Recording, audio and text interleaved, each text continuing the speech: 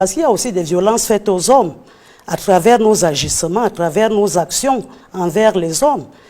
Là, parfois, les hommes réagissent aussi de manière violente. Oui, justement. Oui, Est-ce que vous êtes en train de dire qu'une femme ne suffirait pas à un homme? Non, je ne pense pas. Une femme ne suffirait pas à un homme. Déjà, l'instauration de la monogamie, ça a créé trop de problèmes. Puisque la monogamie, c'est quoi? C'est une polygamie de tranchées.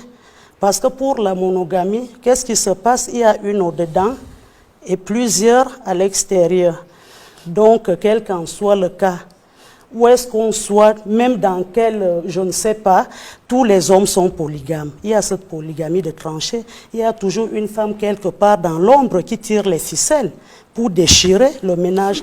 Alors que si au départ, on avait accepté la polygamie, qu'est-ce que le mari ferait? S'il est amoureux d'une femme et qu'il pense qu'il peut la prendre pour épouse, ça serait mieux de la ramener à la maison.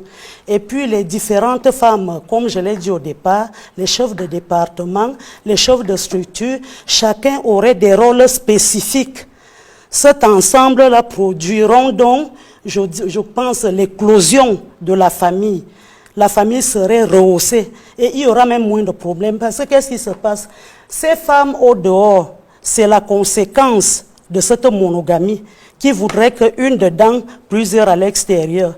Et la polygamie de tranchées, avec tout ce que ça comporte, les femmes à l'extérieur ne restent pas là impassibles. Il y a les maraboutages, il y a des ensorcellements, il y a les maladies sexuellement transmissibles, les enfants monoparentaux et autres. Il y a plusieurs mots.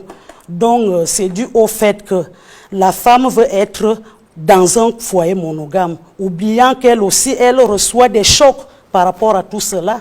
Vous voyez, aujourd'hui, on demande trop à la femme parce que les importateurs de modèles ont institué beaucoup de choses dans notre société qui ne s'accommodent pas avec nos réalités.